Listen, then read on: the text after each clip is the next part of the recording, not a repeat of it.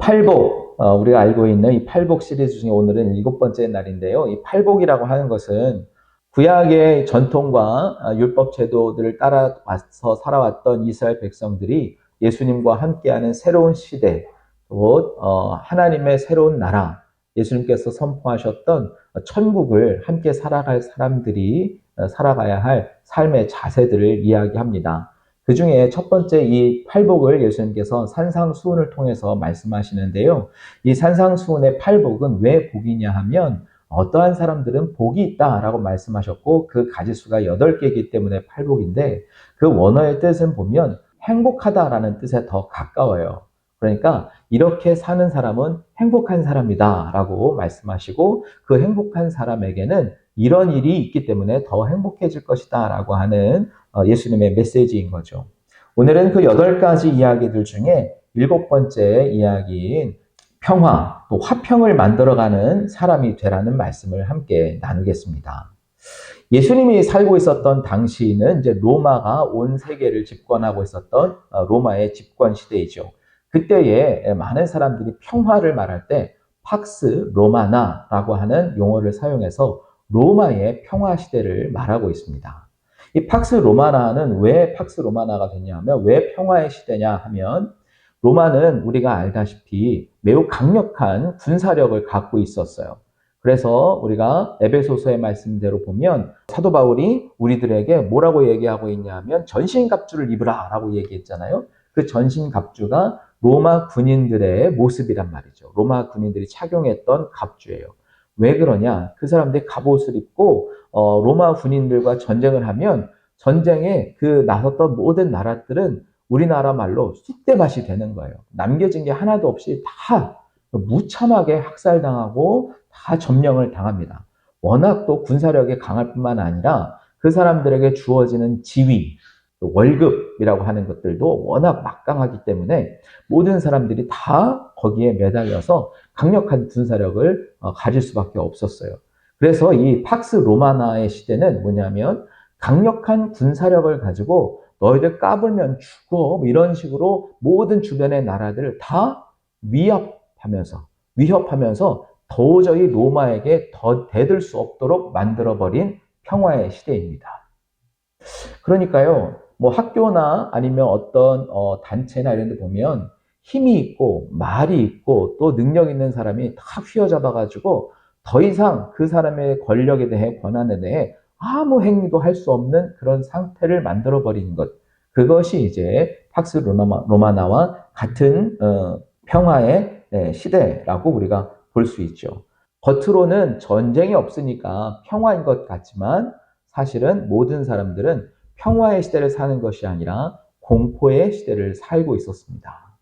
그래서 어느 누구도 로마에게 대항할 생각을 할 수가 없었던 거예요.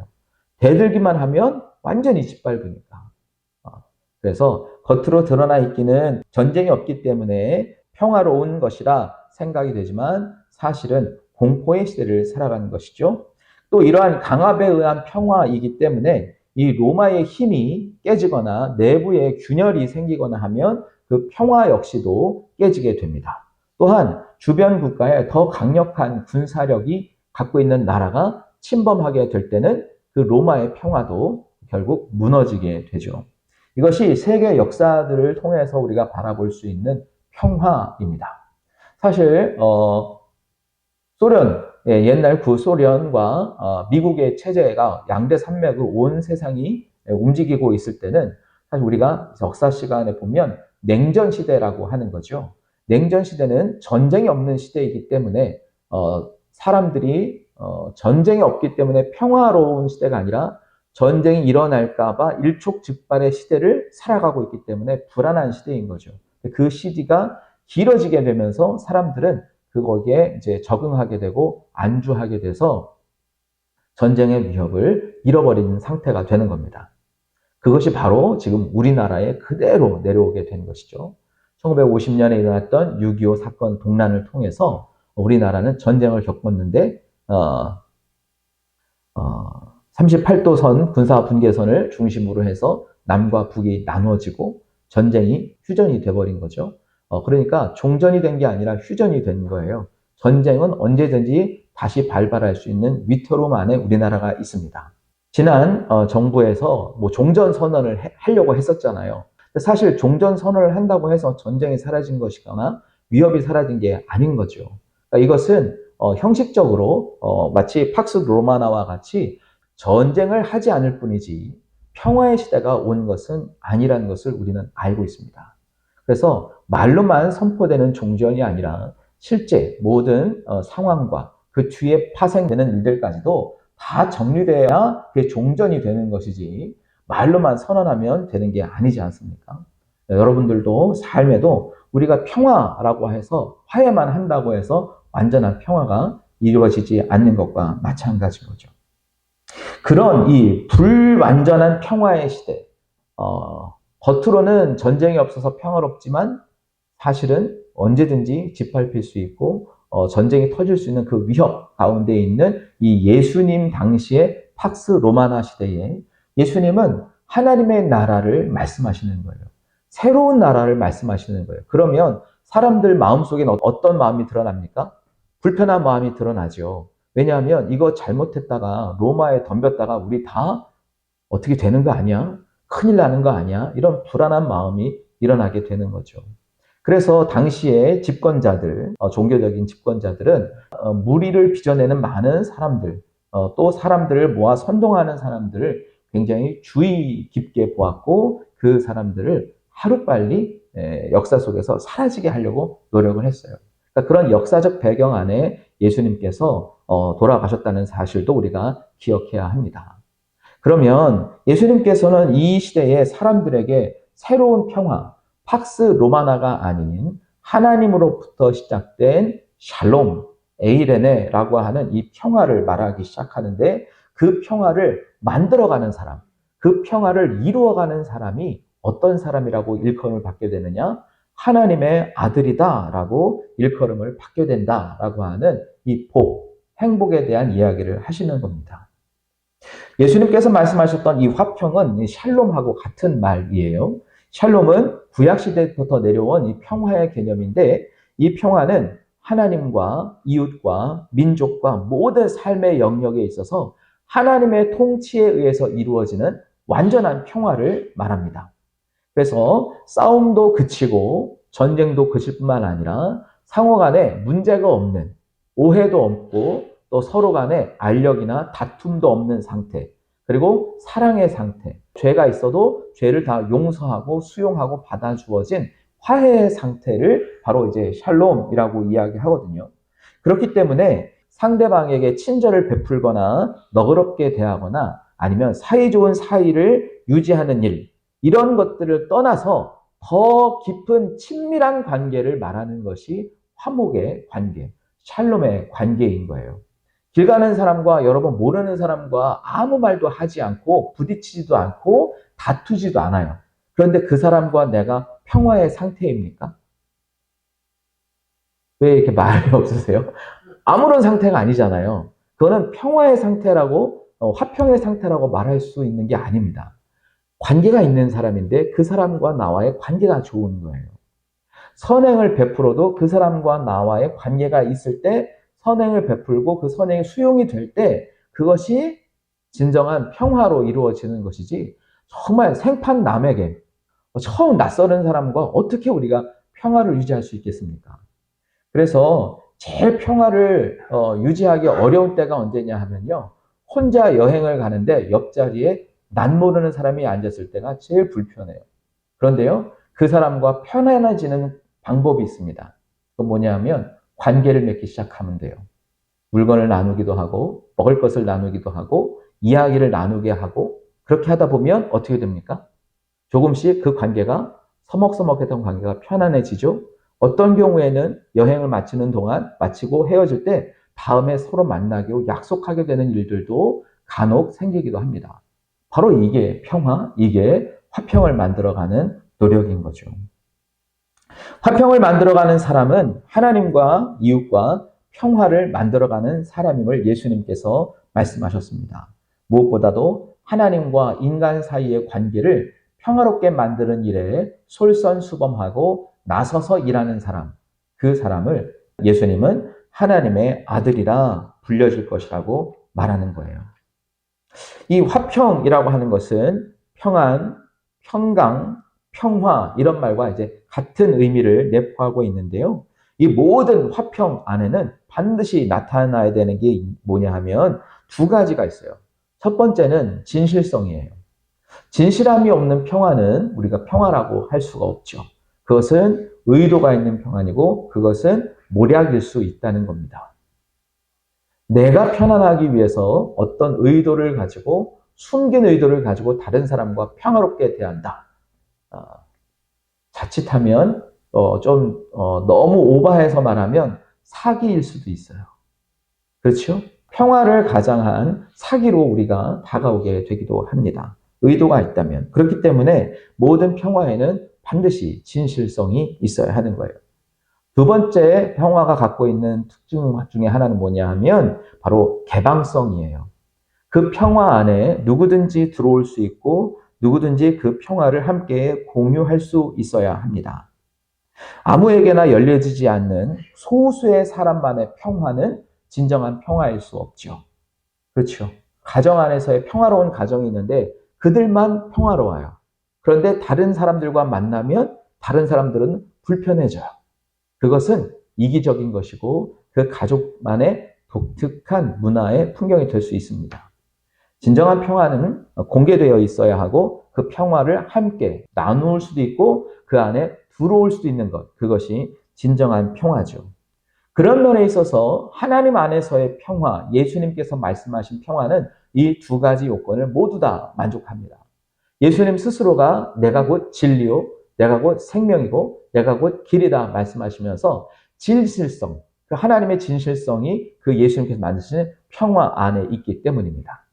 또한 예수님께서 말씀하셨던 이 평화는 모든 사람들에게 공개되어 있습니다. 누구든지 그 평화를 가질 수 있고 누릴 수 있고 참여할 수 있고 나누어줄 수 있는 평화입니다. 그래서 하나님께서 말씀하신 예수님께서 말씀하신 이 평안을 만들어가는 사람의 평안, 이 화평을 만드는 사람들의 평안은 진실하고 개방적이어야 한다는 거예요. 그러니까 우리가 평화를 만들어갈 때 유념해야 될 것은 이 두 가지 성격을 잘 포함하고 있는 화평으로 만들어가야 합니다. 그래서 말씀을 조금만 정리해보면, 서론을 정리해보면 우리가 화평, 이 평화에 대한 오해를 좀 풀어야 되는 게 뭐냐면 단순히 겉으로 드러난 것만 아무 일이 없다고 해서 평화가 아니다. 전쟁이 없다고 해서 평화가 아니다. 그것은 억눌려 있는 압박일 수도 있을 것이다. 또 나는 불편하고 상대방이 편하면 평화인가? 특별히 이제 그리스도인들이 이런 오해에 빠질 때가 있어요. 막 분쟁이 생기거나 다툼이 생기면 그래 너 잘났어 라고 이야기는 겉으로는 못하지만 속으로는 알겠습니다. 그럼 그렇게 하시라고 참아버리는 일들이 있잖아요. 그러면 상대방은 마음이 편하죠. 근데 내 마음은 안 편하죠. 그게 평화예요? 그게 평화를 만들어가는 겁니까? 내가 참으면 나만 참으면 돼. 이게 평화일까요? 성경에서 말하는 평화는 진실성에서 위배된단 말이에요. 그러니까 그럴 경우에는 사리 분별을 가리려고 노력하는 것이 아니라 모두의 평화를 위해 함께 토론하고 만들어가고 서로 노력해야 되는 것이 진정한 평화라는 것이죠. 그리스도인들이 불의에 대해 참고 잠잠하면 평화가 옵니까? 옳지 않은 일에 대해 교회는 잠잠해야지. 교회는 이런 이야기 하면 안 돼. 이런 말만 하고 있다면 진정한 이 시대에 의로운 시대가 찾아오겠습니까? 우리 많은 믿음의 선배들은 그렇게 하지 않았어요. 일제에 대해 들고 일어났습니다. 많은 정권에 대해 또 불의한 일에 대해 의롭지 못한 일이 일어났을 때 기독교인들은 함께 일어나서 정의를 말했습니다. 물론 정의를 말했다 그래서 정의가 다 실현되는 것은 아니에요. 그러나 그때의 말함으로 인해서 불의한 시대를 저지할 수 있었고 제한적으로 만들 수 있었고 불의가 되는 것을 막아내는 일들로 했다는 것입니다. 그런 의미에서 요즘 많이 우리 주변에 들려지는 이 불의한 일들과 불의한 소식들에 대해 우리가 함께 깨어 있어서 평화로 만들어가야 할 필요와 책임도 우리에게 있다는 것이죠. 그게 화평을 만들어가는 사람입니다. 불의를 의로움으로 바꿀 때 진정한 평화가 오게 되는 거죠. 또 인간이 의롭지 못함을 예수님께서 십자가의 죽으심으로 의롭다 하게 하셨기 때문에 하나님과 인간 사이가 평화가 존재하게 된 거죠. 그러니까 문제가 해결이 돼야 평화가 이루어져요. 문제를 그냥 싸우지 말자고 덮어놓으면 그것은 시간을 유보한 일이고 때로는 좀 심한 말로 도피라고 할 수 있고 외면이라고 할 수 있습니다. 여러분, 진정한 평화를 만드는 일에 용기를 한번 내어보면 좋겠습니다. 어렵고 힘든 일일 수 있어요. 싸움이 일어날 수도 있어요. 그러나 싸움이 없다고 해서 평화가 아니라면 싸움을 한다고 해서 평화가 이루어지지 않는 법도 아니라는 거죠. 서로 토론하고 이야기해서 합의를 도출해내면 새로운 평화가 자리 잡게 되는 것입니다. 우리가 기억해야 될 것은 그러면 이렇게 평화를 만들어가는 사람들에게 왜 하나님의 아들이라는 호칭이 생기게 되는 것인가? 바로 하나님 자체 그리고 하나님의 아들이신 분이 화평의 근원으로 화평을 이루는 분으로 이 땅을 살아갔기 때문인 거죠. 성경에서는 이 하나님의 아들에 대해 몇 가지 설명해 주고 있는데 제일 잘 알고 있는 것은 우리가 뭐냐면 요한복음 1장 12절인데요. 영접하는 자, 곧 그 이름을 믿는 자들에게는 하나님의 자녀가 되는 권세를 주셨으니 라고 이야기하고 있어요. 그러니까 예수님을 영접하는 자, 예수 그리스도의 이름을 믿는 자는 하나님의 아들, 하나님의 딸이라 불려지게 되고 권세를 가질 수 있게 되는 거죠. 그러니까 우리는 일단 하나님의 아들은 예수 그리스도의 이름을 믿는 사람들이 하나님의 아들이라는 겁니다. 두 번째는 누가복음 20장에 나오는 내용인데요. 거기에 보면 사람들이 이런 이야기를 해요.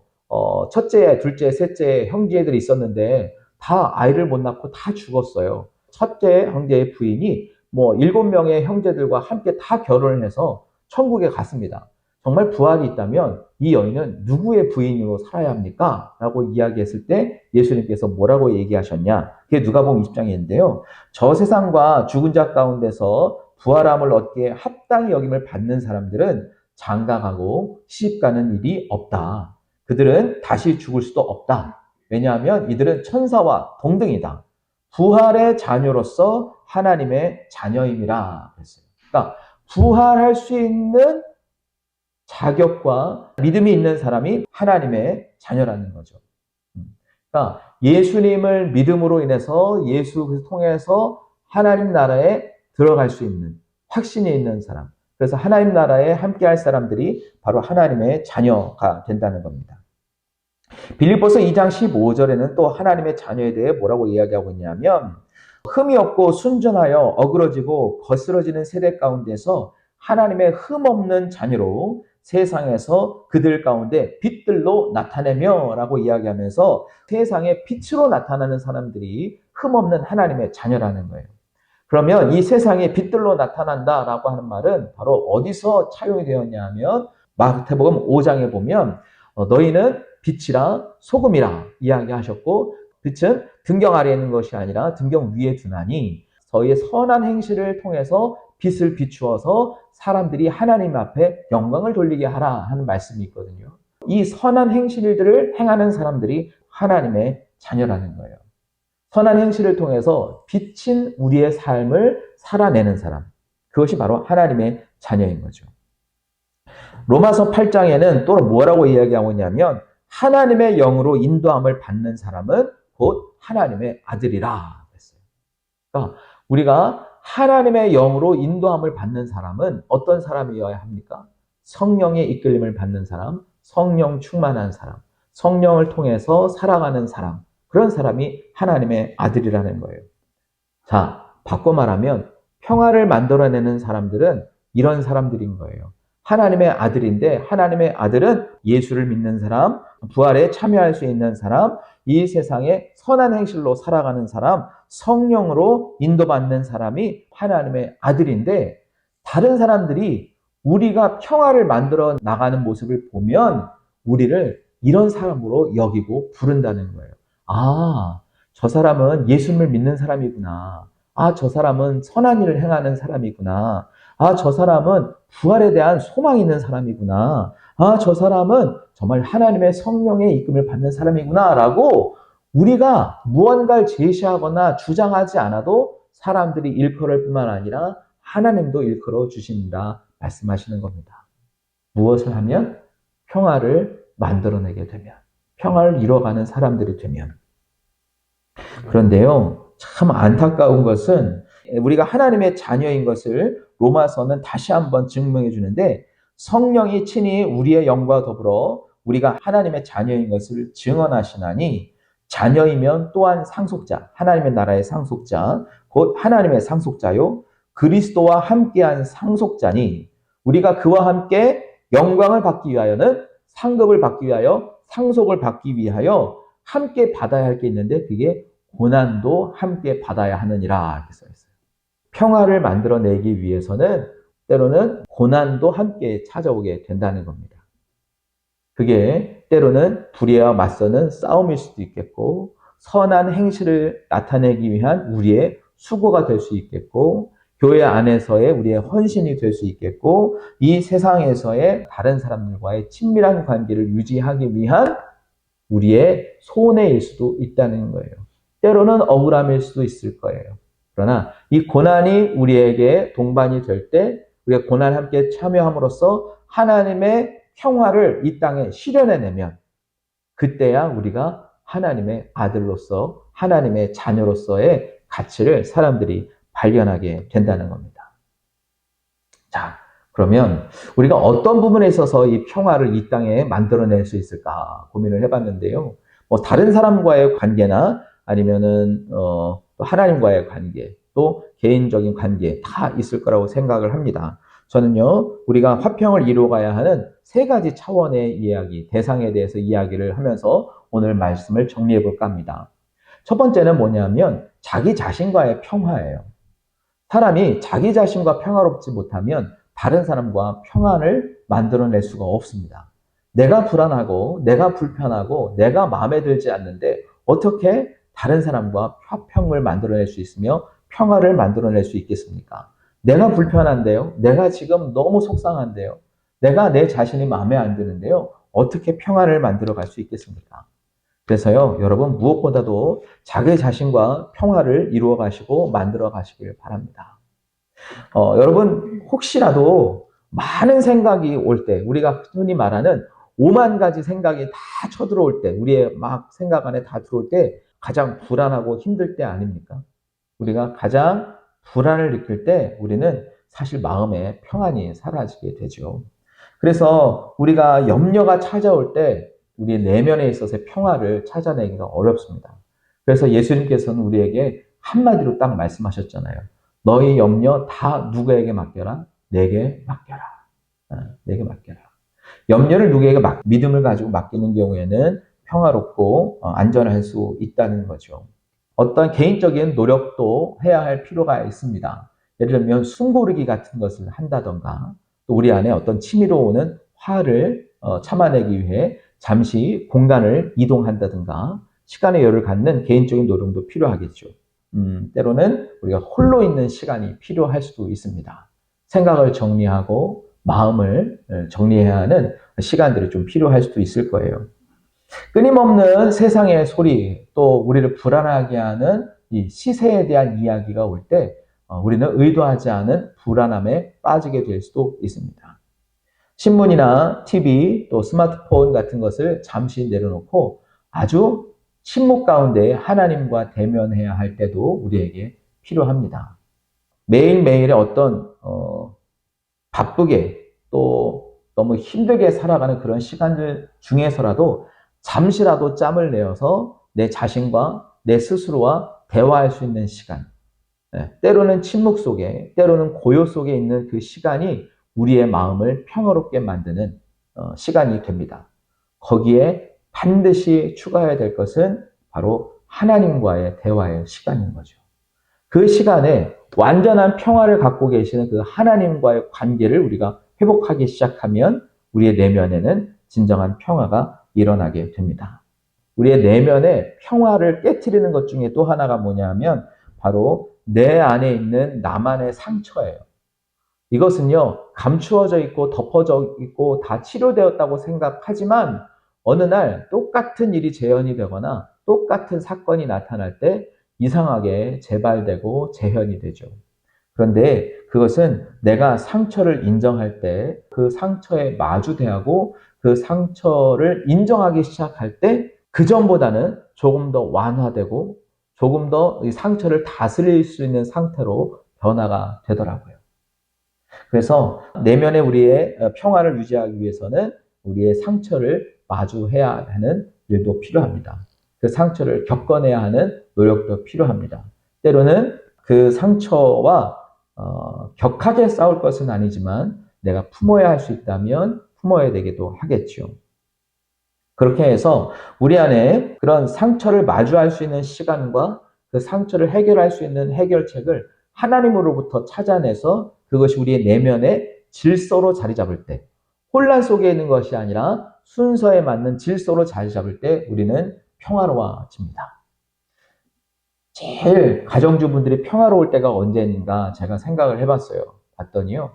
모든 살림의 정리를 다 끝나고 자리에 누울 때가 제일 평화로운 것 같더라고요. 집안에 청소가 안 돼 있어도 물건들이 여기저기 널려 있어도 마음이 불편하고 설거지거리가 쌓여 있어도 그렇고 또 빨래거리가 쌓여 있어도 마음이 늘 편안하진 않아요. 왜냐하면 해야 할 일들이 있으니까. 그래서 같은 맥락에서 우리 찾아보면 우리 내면에 청소하고 비워내야 될 것, 정리해야 될 것, 이런 것들이 잘 정리되는 게 무엇이냐? 바로 내면 속에 있는 질서라는 거예요.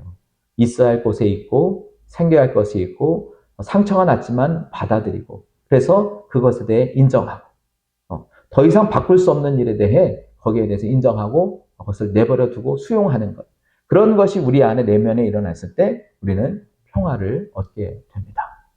사랑하는 여러분, 여러분 안에 평화를 먼저 시작하시기 바랍니다. 여러분 안에 평화를 만들어 가십시오. 그렇게 돼야 다른 사람과 평화를 만들어 갈 수 있습니다.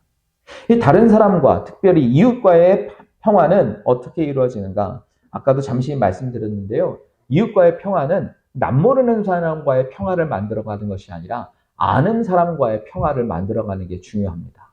모르는 사람이야 뭐 그냥 지나가다가 특별한 사건이 생기지 않는 이상 부딪힐 일과 불편한 시간을 만들어낼 일이 없죠. 다만 우리가 화평을 만들어내야 하는 사람들은 다 우리의 이웃입니다. 가장 가까운 이웃은 누구인가요? 바로 부부이겠고, 자녀이겠고, 부모이겠고, 형제이겠죠. 가정 안에서의 화평이 이루어지지 않는 사람, 역시 그 외부에 있는 화평과 만나기가 어렵지 않을까요? 여러분 다 생활해 보셔서 알잖아요. 집이 편안해야 모든 일이 편안하다.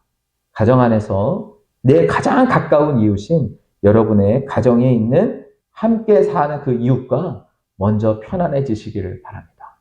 그 평화를 만들게 내시기를 함께 노력해 보시기를 바랍니다.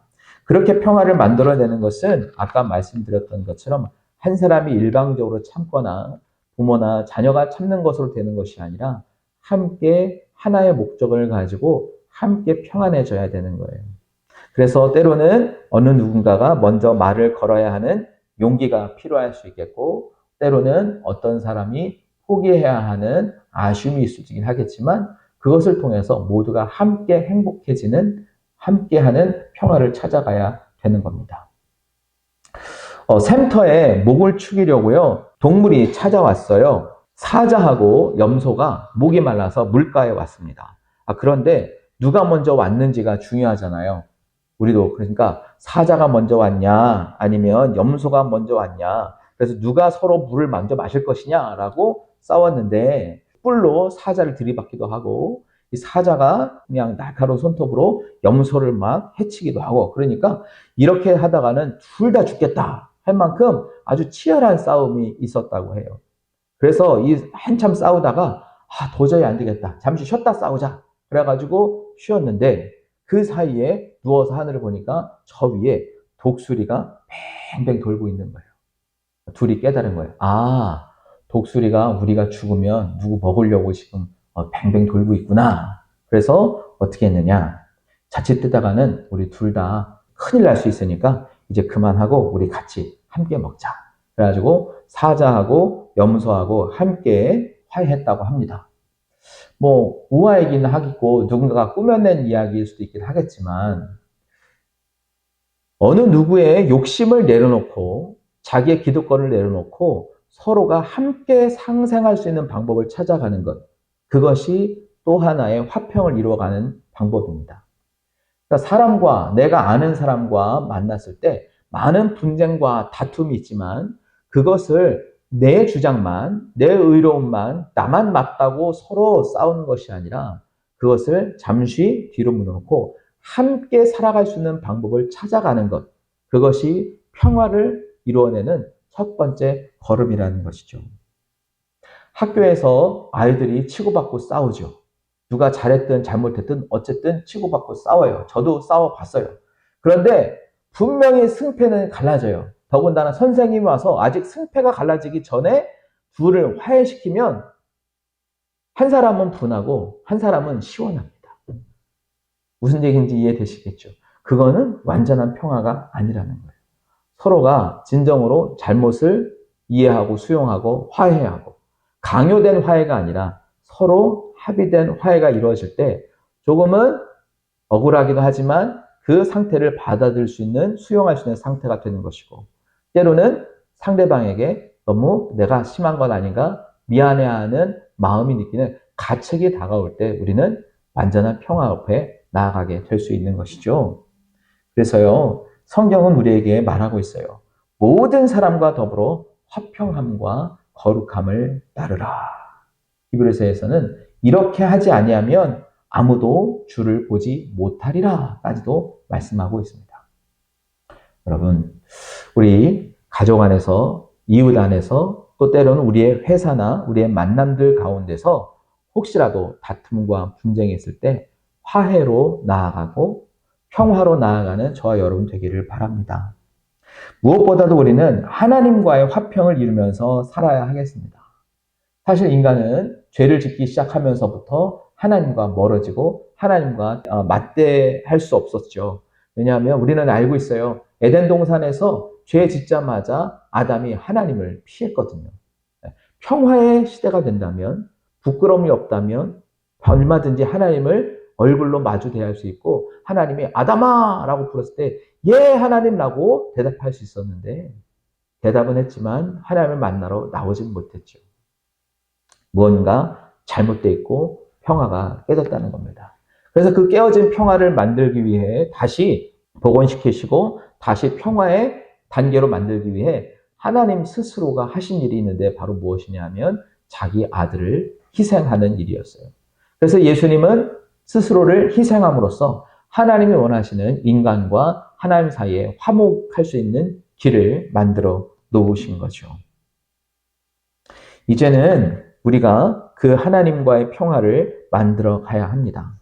그 하나님과의 평화를 만들어내는 유일한 길은 예수 그리스도의 십자가의 은혜를 믿고 우리의 죄를 하나님 앞에 다 고백하고 회개하며 나아감으로써 하나님께서 우리를 의롭다라고 인정해 주시는 그 단계가 이루어지는 거죠.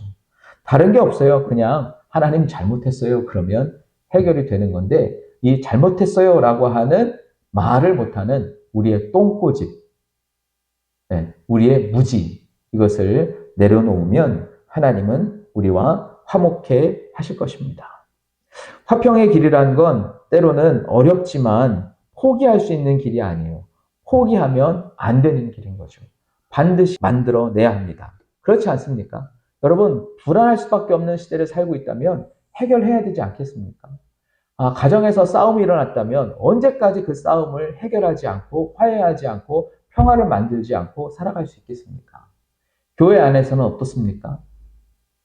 여러분의 친구와의 관계는 어떻습니까? 여러분 주변에 있는 사람과의 관계는 어떻습니까?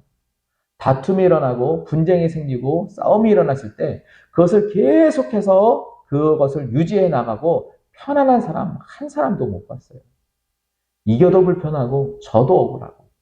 그러나 화해하고 이해하고 수용하고 화평의 관계로 나아가면 비록 상처의 흔적은 있겠지만 그 상처를 마주 대하면서 우리는 새로운 교훈으로 함께 화목을 만들어가게 될 것입니다. 그래서 예수님께서는 우리에게 무엇을 요구하시냐 하면 평화를 만들어가는 사람으로 살기를 원하시는 거예요. 이 평화를 만드는 사람, 화평케 하는 사람의 영어의 뜻은 뭐라고 번역되어 있냐면 피스메이커 이렇게 되어 있어요. 네, 유명한 말이죠. 평화를 만들어가는 사람. 평화는 완성되지 않아요. 만들어가는 과정 안에 있습니다. 완성된 평화는 언제 이르냐 하면 하나님 나라에 가야 이르게 돼요. 바라기는 저는 여러분은 피스메이커가 되어주시고 트러블 메이커, 문제를 만드는 사람은 되지 않았으면 합니다. 하나님께서는 화목을 좋아하시고 또 하나님과 화목해 하시려고 자기의 아들을 통해 우리에게 화목을 이루셨습니다. 그리고 화목을 만들어가는 사람을 하나님의 아들이라 말하겠다는 거예요. 결국 우리는 누구의 길을 따르게 된다는 건가요? 예수님의 길을 따르게 된다는 거예요. 예수님 닮을 꼴이 된다는 겁니다. 어떻게 할 때? 화목을 만들어갈 때. 이제 하나님께서는 새로운 하나님의 나라를 시작할 때 저와 여러분을 통해 이루고 싶어 하시는 하나님의 뜻은 무엇이냐? 예수 그리스도를 통해서 하나님과 인간 사이의 화목을 만들어내었듯 저와 여러분의 삶을 통해 이 땅에 새로운 하나님의 화목을 이루어가기를 원하신다는 것을 오늘 말씀하고 있습니다.